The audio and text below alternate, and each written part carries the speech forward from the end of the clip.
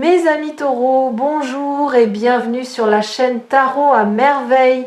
Pour votre tirage général, ceux qui me découvrent, soyez les bienvenus. J'espère que vous allez bien. Allez, c'est parti. Il y a un rêve en vous. Un rêve que vous avez peut-être oublié de prendre au sérieux. Un rêve que vous aviez classé dans la catégorie des choses agréables à imaginer, mais qui ne sont pas faites pour devenir réelles. Vous l'avez être eu enfant. Vous l'avez être laissé tomber à un âge où on vous a fait comprendre, sans toujours le dire frontalement, qu'il fallait grandir, devenir raisonnable, choisir des chemins plus sûrs. Vous l'avez rangé dans un coin de vous-même, comme on range un dessin d'enfance dans un tiroir qu'on n'ouvre presque plus jamais. Mais ce rêve n'est pas mort. Il a juste attendu. Il a attendu que vous soyez assez vous-même pour pouvoir le porter. Il a attendu que vous ayez traversé suffisamment d'expériences pour avoir la maturité nécessaire à son incarnation. Et maintenant, ce rêve se rapproche. Pas exactement sous la forme que vous aviez imaginée enfant, parce que les rêves grandissent en même temps que nous, mais dans son essence, oui, il revient frapper à votre porte. Et il vient avec une promesse que vous n'attendiez plus, celle d'être réalisable. Je veux que vous restiez avec moi pendant cette lecture, parce que ce que j'ai à vous dire mérite d'être reçu sans précipitation. Et parce que ce qui s'apprête à entrer dans votre vie est plus précis, plus tangible que vous ne l'imaginez en ce moment. Bienvenue ici sur Tarot à merveille. Si vous écoutez ces mots, c'est que quelque chose en vous était prêt à les entendre, pas par hasard, par alignement. Avant d'aller plus loin, je voudrais vous dire quelque chose sur le timing des rêves. Beaucoup de personnes croient qu'un rêve qui n'a pas pu se réaliser pendant des années est forcément voué à ne jamais se réaliser. C'est un raisonnement tentant mais faux. La vérité est plus nuancée. Un rêve a son temps de maturation, comme certains fruits qui ne se cueillent pas avant que la saison ne soit pleinement en place. Un rêve cueilli trop tôt est un rêve qui ne tient pas. Il s'effrite dès qu'on l'incarne, tandis qu'un rêve cueilli au moment juste a une saveur, une solidité, une durée que rien ne peut entamer. Si votre rêve a tardé à venir, ce n'est donc pas une preuve qu'il était illusoire. C'est plutôt le signe qu'il portait en lui une exigence de maturité et que ni vous ni les conditions extérieures n'étiez encore prêts à l'accueillir. Maintenant, vous l'êtes. Et le rêve, sentant cette nouvelle disponibilité, peut enfin sortir de son temps suspendu pour entrer dans votre temps présent. Commençons par une question. Pourquoi un rêve devient-il subitement réalisable alors qu'il avait semblé impossible pendant si longtemps? Réfléchissez à cela. Ce n'est pas le rêve qui change. Ce n'est même pas vraiment le monde extérieur qui change radicalement. Ce qui change, c'est la rencontre entre vous et le réel. À un moment donné, votre énergie atteint un niveau où elle entre en résonance avec une dimension de la réalité qui vous était auparavant fermée. Pas parce que vous avez forcé une porte, parce que la porte et vous, vous vibrez maintenant à la même fréquence. Cette idée peut paraître mystique. Elle est en réalité très concrète. Pensez à une radio. Vous tournez le bouton. Pendant longtemps, vous ne captez que des grésillements ou des stations qui ne vous intéressent pas, et soudain vous tombez sur une fréquence où la musique est claire, juste, parfaitement audible. Cette fréquence existait depuis le début, elle n'est pas nouvelle, vous simplement avez fini par tomber dessus, et tout devient évident. Vous êtes en train de tomber sur la fréquence de votre rêve, pas parce que vous l'avez cherché frénétiquement, plutôt parce que vous avez patiemment ajusté votre bouton intérieur, parfois sans en avoir conscience, jusqu'à ce que l'alignement se produise naturellement. Maintenant, je voudrais aborder un point délicat. La nature de ce rêve qui se prépare à se manifester. Parce qu'il y a une chose importante à comprendre. Ce rêve n'est probablement pas celui que vous identifieriez si je vous demandais aujourd'hui quel est votre plus grand rêve. Si je vous posais cette question, vous me donneriez probablement une réponse construite, Une réponse qui correspond à vos désirs conscients, à ce que vous croyez vouloir, à ce que vous avez intellectualisé comme étant votre objectif. Le rêve dont je parle est plus profond que cela. C'est un désir qui repose sous vos désirs visibles, quelque chose que vous portez sans toujours pouvoir le nommer, une aspiration plus essentielle, plus intime, qui touche à qui vous êtes vraiment et non à ce que vous voulez accomplir. C'est ce rêve-là qui s'apprête à devenir réel. Et c'est précisément pour cette raison que vous ne vous y attendez pas, parce que vous attendiez peu être autre chose. Vous attendiez la version officielle de votre rêve. Et la vie vous prépare la version authentique. La différence est immense, et c'est une différence qui va vous toucher en profondeur. Permettez-moi de vous donner un exemple pour éclairer cela. Beaucoup de personnes pensent rêver de réussite, de reconnaissance, de stabilité matérielle. Elles formulent leurs aspirations dans ces termes, mais sous ces objectifs visibles se cache souvent un rêve plus profond, celui d'être en paix avec soi-même, d'arrêter de courir après quelque chose, de pouvoir se reposer dans qui l'on est sans avoir à se justifier. Quand la vie commence à offrir cette paix-là, certaines personnes la manquent parce qu'elles continuent de chercher la version officielle de leur rêve plutôt que d'accueillir la version essentielle qui se présente. Ne faites pas cette erreur. Quand le rêve approche, restez disponible à sa forme réelle, pas seulement à sa forme imaginée. Cette nuance soulève une question délicate. Comment distinguer les rêves essentiels des rêves empruntés ? Parce qu'au cours d'une vie, on accumule des rêves qui ne sont pas vraiment les nôtres, des rêves qu'on a hérités d'un parent, des rêves qu'on a calqués sur une admiration, des rêves qu'on s'est imposés par comparaison sociale. Tous ces rêves cohabitent en nous, sans qu'on prenne toujours le temps de les distinguer. Et certains, à la longue, se présentent comme essentiels alors qu'ils ne le sont pas vraiment. Le rêve qui s'apprête à se réaliser pour vous a une caractéristique précieuse. Il a survécu à toutes les périodes où vous avez essayé de l'oublier. Vous avez peu être tenté, à plusieurs reprises, de vous convaincre qu'il n'était pas pour vous. Vous avez peu être tenté de vous concentrer sur d'autres rêves plus accessibles. Mais ce rêve-là, avec une obstination tranquille, est revenu, il s'est rappelé à vous, il a fait surface dans des rêves nocturnes, dans des conversations qui touchaient un fil sensible, dans des moments où vous regardiez quelqu'un d'autre vivre quelque chose qui éveillait en vous une émotion que vous ne saviez pas toujours nommer. Cette persistance est sa signature. Un rêve emprunté finit par s'éroder quand on l'oublie. Un rêve essentiel, jamais. Il attend, il revient, il se rappelle.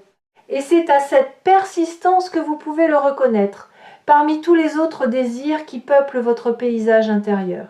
Je voudrais maintenant vous parler du caractère réalisable de ce qui arrive. Parce que beaucoup de lectures parlent de rêve, mais peu insistent sur le fait que le réalisable est différent de l'imaginaire. Et c'est une distinction cruciale. Un rêve imaginaire peut être démesuré, déconnecté, fantaisiste, c'est très bien. Les rêves imaginaires nourrissent l'âme, ils élargissent l'horizon, mais ils ne se manifestent pas. Un rêve réalisable, lui, a une qualité différente. Il est ancré dans une possibilité concrète. Il s'inscrit dans la trame réelle de votre vie. Il a des points d'appui dans le monde tel qu'il est, pas seulement dans le monde tel que vous l'imaginez. Et c'est ce type de rêve qui s'apprête à se concrétiser pour vous. Comment reconnaît-on un rêve réalisable ? À quelques signes précis. D'abord, il a une simplicité étonnante. Quand on commence à le décrire, on est surpris de constater qu'il tient en quelques mots clairs, sans fioriture. Ensuite, il provoque en vous une émotion calme, pas euphorique. Ce n'est pas l'excitation du fantasme, c'est plutôt la chaleur tranquille d'une évidence. Enfin, il vient avec une intuition de chemin. Vous ne savez pas tout de la route, mais vous sentez confusément quelques pas possibles. Pas un plan complet, juste les premières marches. Si vous portez en vous une aspiration qui correspond à ces trois signes, vous êtes en présence d'un rêve réalisable. Et cette aspiration-là est précisément celle qui va trouver son chemin vers la réalité dans la période qui s'ouvre. Il y a aussi quelque chose d'important à dire sur le « vous ne vous y attendez absolument pas » qui figure dans le titre de cette lecture. Cette phrase peut paraître mystérieuse, mais elle a une explication précise. Vous ne vous attendez pas à ce qui arrive, non pas parce que c'est étranger à vous, mais parce que vous avez cessé d'attendre. À un moment donné, vous avez fait la paix avec l'idée que cela n'arriverait peu, être jamais. Vous avez relâché, vous avez laissé tomber l'attente, non par renoncement, mais par sagesse. Et c'est précisément ce relâchement qui a ouvert l'espace. C'est l'une des grandes ironies de la vie spirituelle. Tant qu'on attend une chose avec tension, on la repousse. Quand on la lâche, elle peut enfin venir. Pas parce que l'univers nous récompense d'avoir lâché, mais parce que l'attente tendue crée une crispation énergétique qui empêche la chose désirée d'entrer. Quand cette crispation tombe, la porte s'ouvre, et ce que vous n'attendiez plus arrive. Vous avez peut-être eu ces derniers temps l'impression de désinvestir certaines aspirations, de ne plus y croire avec la même intensité. Cela vous a peut-être un peu attristé ou inquiété, comme si vous étiez en train de perdre votre élan. Rassurez-vous, ce que vous viviez n'était pas une perte, c'était l'étape nécessaire, le moment où l'âme cesse de tenir trop fort pour permettre à la chose tenue de respirer enfin et de venir. J'aimerais ajouter quelque chose à propos de cette qualité particulière du lâcher-prise mature. Il ne s'agit pas du tout d'un détachement froid, ni d'un cynisme déguisé en sagesse. Le vrai lâcher-prise garde toujours la chaleur d'un cœur qui aime. La différence avec l'attachement crispé, c'est qu'on ne m'en dit plus. On ne s'effondre plus à l'idée que la chose pourrait ne pas venir. On préserve sa capacité d'amour pour la chose, mais sans dépendre de sa venue pour exister soi-même. Cette posture est très belle, et elle est aussi très efficace, parce qu'elle vous rend complet sans le rêve, ce qui, paradoxalement, permet au rêve de venir s'ajouter à une vie qui ne le mendie plus. Les rêves sont comme des invités précieux, ils n'aiment pas les hôtes désespérés. Ils préfèrent les hôtes qui ont déjà un foyer accueillant où ils pourront s'asseoir confortablement, sans porter le poids de la survie de leur hôte. Plus vous êtes déjà entier en l'absence de votre rêve, plus celui-ci a envie de venir s'inscrire dans votre vie. Je voudrais maintenant explorer avec vous les contours plus précis de ce rêve qui se prépare. Pas pour vous donner une description exacte que je ne peux pas connaître, mais pour vous aider à le reconnaître quand il commencera à se manifester. Ce rêve concerne presque toujours votre rapport à votre propre place dans le monde. Pas votre place sociale, pas votre statut, pas votre fonction, votre place essentielle. Cette sensation profonde d'être à l'endroit où vous devez être, en train de faire ce que vous devez faire, entouré des personnes qui vous correspondent. C'est un sentiment d'appartenance qui n'a rien à voir avec un lieu géographique. C'est plus subtil, plus intérieur. C'est le sentiment d'avoir trouvé son alignement dans l'existence. Beaucoup de gens passent leur vie sans jamais éprouver pleinement cette sensation. Ils ont des moments où ils l'effleurent, mais elle ne s'installe pas durablement. Ce qui s'apprête à se passer pour vous, c'est l'installation durable de cette sensation. Pas en un jour, pas en une semaine, mais à travers une série d'événements et de prises de conscience qui vont, ensemble, vous donner le sentiment d'être enfin chez vous dans votre propre vie. Sur Tarot à merveille, je remarque que cette aspiration à se sentir chez soi, dans sa vie, est l'un des désirs les plus universels et les plus rarement nommés. Les gens formulent leurs demandes en termes très divers, mais sous ces demandes apparentes, il y a souvent ce désir plus profond, à peine articulé, de se sentir aligné, en cohérence, à sa juste place. Et c'est ce désir-là qui trouve son écho dans la période qui s'ouvre pour vous. Maintenant, je veux aborder une dimension pratique. Comment se prépare-t-on concrètement à vivre un rêve qu'on n'attendait plus? Premièrement, en arrêtant de remettre en question les bonnes choses qui arrivent, vous avez être développé un réflexe consistant à scruter la moindre belle chose qui se présente comme pour y déceler le piège. Ce réflexe a pu vous protéger dans le passé. Il est devenu un obstacle. Pendant cette période, je vous invite à laisser quelques cadeaux entrer sans les soumettre à un examen suspicieux. Cela ne veut pas dire être naïf, cela veut dire faire confiance à votre intuition de fond, qui sait reconnaître ce qui est juste, plutôt qu'à votre méfiance superficielle, qui rejette par principe. Deuxièmement, en prenant soin de votre corps. Cela peut sembler étranger au sujet, mais ça ne l'est pas. Un rêve qui se réalise demande un véhicule prêt. Votre corps est ce véhicule. Si vous êtes épuisé, fragile, dispersé, vous aurez du mal à recevoir et à porter ce qui arrive. Pas besoin de tout révolutionner, juste de faire un peu plus attention, de dormir suffisamment, de manger avec présence, de vous accorder du mouvement. Ces gestes simples préparent votre incarnation à accueillir ce qui doit s'incarner à travers vous. Troisièmement, en simplifiant votre environnement. Là encore, il ne s'agit pas de tout transformer, mais de remarquer ce qui vous encombre inutilement. Des objets dont vous n'avez plus besoin et qui occupent de la place, des engagements que vous maintenez par habitude alors qu'ils ne vous nourrissent plus, des conversations récurrentes qui consomment votre énergie sans rien produire. Faites un peu de tri, pas frénétiquement, doucement dans les jours qui viennent. Vous serez surpris de l'effet que ces petits allègements ont sur votre disponibilité intérieure. Je voudrais m'arrêter un instant sur quelque chose de spécifique. Le rôle de l'inattendu dans la réalisation des rêves. Ce qui est intéressant avec l'inattendu, c'est qu'il vient toujours par une voie qu'on n'avait pas surveillée. C'est presque sa définition. Et cela a une conséquence importante. Si vous restez focalisé sur les voies que vous attendez, vous risquez de manquer celle par laquelle votre rêve va effectivement venir. Pendant cette période, je vous invite à élargir votre champ d'attention, à ne pas regarder uniquement dans la direction où vous avez l'habitude de regarder. Concrètement, cela veut dire être ouvert aux conversations imprévues, aux invitations inhabituelles, aux occasions qui semblent sortir de leur contexte.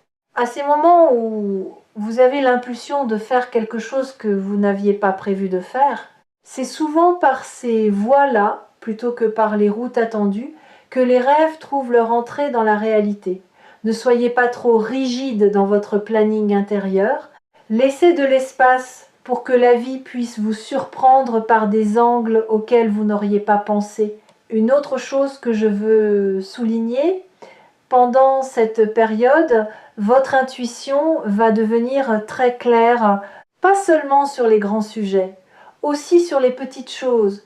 Vous saurez quoi répondre à un message avant de l'avoir lu en entier. Vous sentirez immédiatement si une rencontre est importante ou non. Vous aurez des intuitions précises sur des décisions qui, auparavant, vous demandaient beaucoup de réflexion. Cette acuité est précieuse. Faites-lui confiance. Elle est l'une des meilleures alliées dont vous disposiez pour reconnaître les voies par lesquelles votre rêve s'approche. Je voudrais aussi évoquer la question de la vitesse. Ce rêve qui arrive ne se précipite pas. Il vient avec son propre rythme, qui peut être plus lent ou plus rapide que celui que vous auriez voulu. Vous devrez probablement renoncer à imposer votre tempo, apprendre à danser avec celui qui se présente. Cette danse n'est pas toujours intuitive au début. Vous avez être l'habitude de pousser, de vouloir accélérer, ou inversement de douter et de freiner. Le rêve qui se réalise demande une qualité d'accord plus subtile. On le suit, on l'écoute, on réagit à ses signaux. On ne le mène pas, mais on n'est pas non plus passif. C'est un dialogue. Apprenez ce dialogue. Il vous servira bien au-delà de la réalisation de ce rêve particulier. C'est une compétence pour la vie entière, la capacité à coopérer avec le réel plutôt que de chercher à le maîtriser. Cette capacité de coopération avec le réel s'exprime dans des gestes très petits du quotidien. Pas seulement dans les grandes décisions Quand vous arrosez une plante au moment où elle en a besoin, vous coopérez avec le réel. Quand vous écoutez votre fatigue et acceptez de vous coucher plus tôt, vous coopérez avec le réel. Quand vous renoncez à insister sur un point dans une conversation parce que vous sentez que ce n'est pas le moment, vous coopérez avec le réel. Tous ces micro-actes accumulés tissent une qualité de présence qui est précisément celle qui permet aux rêves de trouver leur chemin jusqu'à vous. Vous remarquerez d'ailleurs que pendant cette période, beaucoup de petits gestes prennent une nouvelle saveur. Vous appréciez plus profondément des choses simples, une lumière, un goût, une rencontre brève avec un inconnu sympathique. Cette amplification de la perception ordinaire n'est pas un détail. Elle est en réalité l'un des fruits les plus précieux du chemin intérieur que vous avez parcouru. Et c'est aussi l'un des baromètres les plus fiables. Quand on commence à s'enchanter des petites choses, c'est souvent le signe qu'une grande chose s'apprête à arriver, pas comme cause à effet, plutôt comme indication d'un même état intérieur qui produit les deux. Sur Tarot à merveille, j'ai souvent dit cette chose qui semble paradoxale. Les plus grandes réalisations dans une vie sont souvent celles qu'on a le moins prévues. Pas parce que la planification est inutile, mais parce que les plans laissent peu de place à la grâce, et la grâce a besoin d'espace pour s'exprimer. Quand on planifie tout, on ne laisse rien à la grâce. Quand on planifie sans rigidité, en gardant une porte ouverte à l'imprévu, on permet à quelque chose de plus grand que ses propres calculs de se manifester. Vous, en ce moment, vous avez fait ce travail de relâchement sans peu être en avoir pleinement conscience. Vous avez cessé de tout vouloir contrôler. Et c'est précisément ce qui rend possible ce qui arrive. La grâce a trouvé son espace. Permettez-moi de vous parler maintenant des résistances qui pourraient se présenter, parce qu'elles vont se présenter. C'est presque inévitable. Quand un rêve s'apprête à devenir réel, certaines parts de nous résistent, pas parce qu'elles veulent du mal, parce qu'elles sont attachées à l'identité construite autour du fait que ce rêve restait inaccessible. Tant que le rêve était lointain, on pouvait s'en plaindre, en parler, le porter comme une absence noble. Quand il devient possible, il faut quitter cette identité de quelqu'un qui rêve pour devenir quelqu'un qui vit.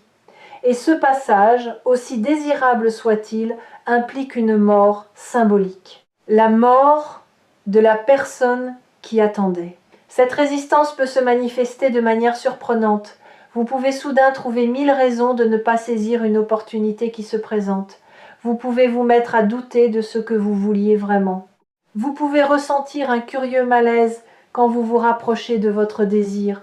Tout cela est normal. C'est l'ancienne identité qui négocie. Ne luttez pas contre elle frontalement. Reconnaissez-la. Dites-lui « Je sais que tu m'as accompagné longtemps. Je sais que tu m'as protégé. Mais cette fois, je vais quand même y aller.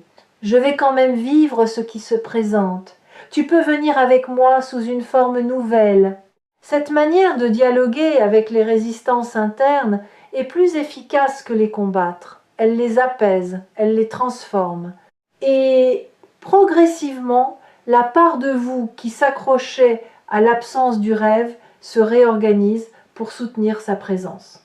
Cette réorganisation intérieure mérite d'être observée avec curiosité plutôt que jugement. Vous vous découvrirez parfois en train d'agir d'une manière qui ne correspond plus tout à fait à vos anciens schémas, sans que vous ayez fait l'effort conscient de changer. C'est l'effet de la nouvelle disposition intérieure qui s'installe d'elle-même. Vous direz oui à des choses auxquelles vous auriez dit non auparavant.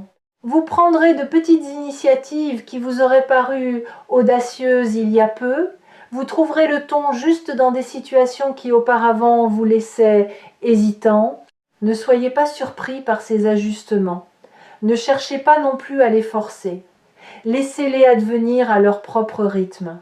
Chaque petit changement de comportement est en réalité un grand changement d'identité qui se traduit dans le quotidien. C'est ainsi que les transformations profondes s'opèrent, non par des décisions héroïques, mais par une série de micro-ajustements qui, mis bout à bout, dessinent une nouvelle version de soi-même. Je voudrais ajouter quelque chose de très important. Quand votre rêve commencera à se manifester, vous aurez pu être un moment de désorientation, un moment où vous vous direz « et maintenant ?» C'est un phénomène connu. On a tellement structuré sa vie autour de la quête d'un certain résultat qu'une fois ce résultat atteint, on se sent étrangement vide, pas malheureux, vide, comme si on cherchait soudain à quoi servir maintenant. Cette vacuité est temporaire et elle est le passage vers une nouvelle manière d'habiter sa vie, une manière qui ne se définit plus par la quête mais par la présence, qui ne se définit plus par le manque à combler, mais par la vie à savourer. Cette transition demande un peu de temps. Soyez patient avec vous-même pendant cette phase. Ne cherchez pas immédiatement à remplir le vide par un nouveau projet, une nouvelle quête, un nouvel objectif. Laissez le vide être là. Habitez-le. Ressentez ce que c'est que d'avoir reçu sans être déjà en train de chercher la prochaine chose. Cette compétence de la satisfaction tranquille est l'un des plus grands cadeaux que la réalisation d'un rêve puisse vous offrir. J'aimerais aborder un dernier aspect avant de conclure. Le partage de ce rêve réalisé. Quand votre rêve commencera à prendre forme, vous serez tenté de le partager avec votre entourage. C'est un mouvement naturel et beau, mais soyez attentifs à qui vous le partagez et quand. Certaines personnes ne pourront pas se réjouir avec vous, pas parce qu'elles ne vous aiment pas, mais parce que votre réussite va activer en elles des questions sur leur propre vie.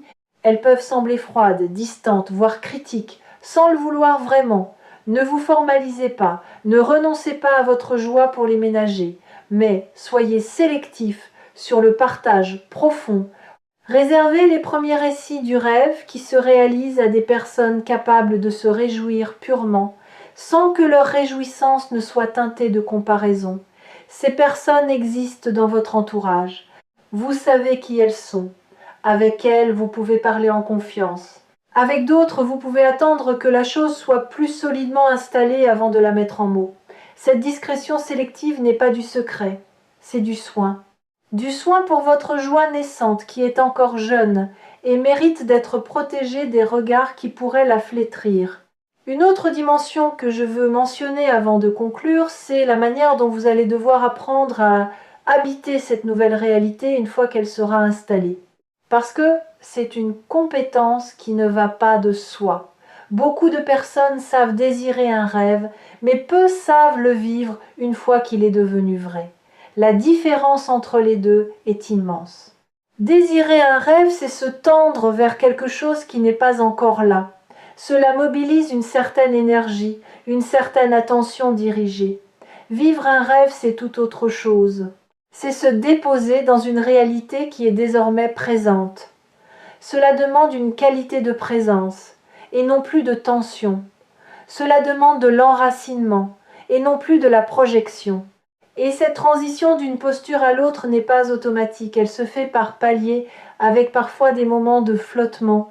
Vous traverserez peut-être des journées où, malgré la beauté de ce qui se passe, vous vous sentirez étrangement absent à votre propre vie. Comme si vous regardiez votre rêve réalisé depuis l'extérieur sans pouvoir vraiment y entrer. C'est un phénomène fréquent. L'âme prend parfois du temps à s'installer dans une nouvelle amplitude. Soyez patient avec ce phénomène, ne vous reprochez pas de ne pas profiter assez. La pleine occupation de votre nouvelle réalité viendra progressivement à mesure que votre intériorité s'ajuste à votre extériorité. Voilà ce que j'avais à vous transmettre aujourd'hui. Un rêve approche, pas n'importe quel rêve, un rêve qui correspond à qui vous êtes vraiment, plus profondément que vous ne le mesurez. Un rêve réalisable, ancré dans la trame du réel, avec des points d'appui concrets. Un rêve qui arrive par des voies que vous ne surveillez pas, parce qu'il vient justement par ces voies-là, et pas par celles que vous attendiez. Préparez-vous, mais sans agitation. Ouvrez l'espace, mais sans précipitation. Faites confiance à votre intuition. Laissez tomber la méfiance réflexe. Accueillez les imprévus comme des messagers. Restez à l'écoute des petites impulsions qui vous traversent. Et surtout, sachez que ce qui s'approche n'est pas une exception miraculeuse dans votre vie. C'est la conséquence naturelle de tout ce que vous avez patiemment construit en vous, sans toujours pouvoir mesurer ce que vous étiez en train de faire. Vous avez fait votre travail intérieur. Maintenant, c'est à la vie de faire le sien. Et la vie est en train de tenir sa part du contrat dans son temps, à sa manière. Vous n'avez plus qu'à rester ouvert et à dire oui quand le moment se présentera. Ce oui-là, vous saurez le reconnaître. Il viendra avec une simplicité qui vous étonnera. Comme si quelque chose en vous, depuis toujours, n'attendait que cet instant pour se prononcer. Permettez-moi un dernier mot sur la confiance, pas la confiance aveugle qui est plutôt une forme de naïveté, la confiance lucide qui voit les difficultés mais qui sait qu'on a les ressources pour les traverser. Cette confiance-là est un appui solide et elle se construit jour après jour à partir de toutes les fois où vous avez surmonté ce que vous croyez insurmontable. Convoquez ces souvenirs quand le doute reviendra. Ils sont la preuve concrète que vous êtes plus capable que vous ne le pensez et que ce qui s'apprête à venir trouvera en vous un terrain solide. Soyez tendre avec vous-même pendant cette traversée. Vous portez quelque chose de précieux, un rêve qui revient, c'est une partie de vous qui rentre à la maison. Accueillez ce retour avec la douceur qu'il mérite et permettez-vous de vivre enfin ce que vous croyez devoir vous interdire. Une dernière pensée avant de vous laisser. Pendant cette période, cultivez la gratitude non pas comme un exercice mental, mais comme une posture corporelle. Quand quelque chose de bon arrive, prenez quelques secondes pour le ressentir physiquement. Détendez vos épaules, respirez plus profondément, souriez intérieurement. Cette manière incarnée de recevoir la grâce est très différente d'une simple reconnaissance mentale. Elle imprime l'expérience dans votre corps qui est le véritable archiviste de votre vie. Et un corps qui a archivé l'expérience d'avoir reçu de bonnes choses devient progressivement un corps qui en attire d'autres, parce qu'il sait à un niveau cellulaire que recevoir est possible. Votre rêve mérite ce corps disponible, il mérite cette qualité de présence, il mérite que vous soyez vraiment là quand il arrivera, pas absorbé dans vos pensées, pas distrait par vos doutes, pas en train de regarder ailleurs. Pour cela, entraînez-vous à la présence dès maintenant avec les petites choses, avec les gens que vous aimez, avec votre corps lui-même. Cette présence accumulée sera votre meilleur accueil quand le rêve frappera à votre porte. À très bientôt dans la suite de votre belle histoire. Une histoire que vous écrivez chaque jour par les petits choix que vous faites, par les attentions que vous portez, par la fidélité que vous gardez à ce qui vous semble juste. Continuez. Ce que vous tissez, sans toujours en mesurer la beauté, est en train de prendre une forme qui vous touchera profondément.